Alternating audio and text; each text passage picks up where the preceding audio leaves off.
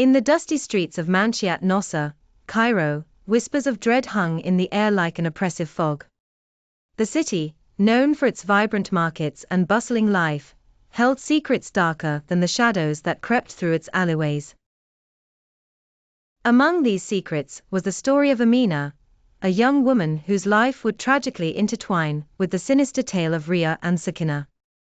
Amina was a bright-eyed seamstress known for her exceptional talent in embroidery. Her hands, delicate yet skilled, transformed plain fabrics into intricate tapestries that told stories of old Cairo. Her work had earned her a modest reputation, but it was her kindness and gentle spirit that endeared her to many. As she walked the streets of Manshiyat Nasr, her laughter and warmth were like a beacon of light in the grim reality that surrounded her. It was during one sweltering summer, when the dark cloud of fate began to gather over Amina. The city was restless, and whispers of a gang of women who preyed on unsuspecting victims began to circulate. Riya and Sakina, notorious for their brutality, had become the stuff of local legend. Yet, the full extent of their horrors remained obscured by fear and ignorance. One day, Amina received an urgent message from a supposed new client. The letter, penned in an elegant script, requested her presence at an address she did not recognize.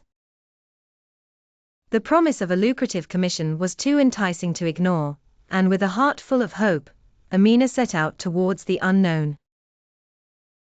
The address led her to a desolate house at the edge of the city, its windows boarded and its once grand facade now a decaying relic. As Amina approached, an uneasy feeling settled in her chest, but she dismissed it as mere nerves. The door creaked open, and she stepped inside. The interior was dimly lit by a single flickering lantern. Shadows danced on the walls, creating eerie shapes that seemed to mock her every step. Amina's voice trembled as she called out, "Hello. Is anyone here?" From the shadows emerged Riya and Sakina, their faces concealed in the gloom, but their malevolent presence unmistakable. Their smiles were cold, their eyes glinting with a sinister light. They welcomed Amina with unsettling warmth, offering her a seat and a glass of water. Though Amina felt a shiver of dread, she forced herself to remain polite. As the night progressed, Riya and Sakina began to ask probing questions about Amina's life, her family, and her work. Their inquiries were strangely invasive, and their demeanor grew increasingly disquieting. Amina's unease deepened, but she tried to keep her composure. Without warning, the two women's masks of civility slipped away. Their true nature revealed itself in a horrifying manner. They began to taunt Amina, their voices dripping with malice. The room seemed to close in on her, the walls pulsating with a rhythm of impending doom. Suddenly, the lantern's light flickered out, plunging the room into darkness. Amina's heart raced, as she felt the suffocating presence of the two women closing in on her.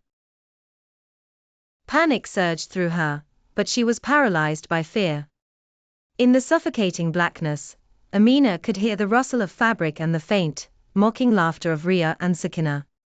The women's cruelty was palpable, and their intentions were as clear as the shadows that loomed over her. The sounds of their malevolent amusement, and the occasional clinking of metal, were a grim reminder of the fate that awaited her. When dawn finally broke, the house at the edge of the city stood eerily silent. Amina was never seen again, her disappearance adding another chilling chapter to the tale of Riya and Sakina.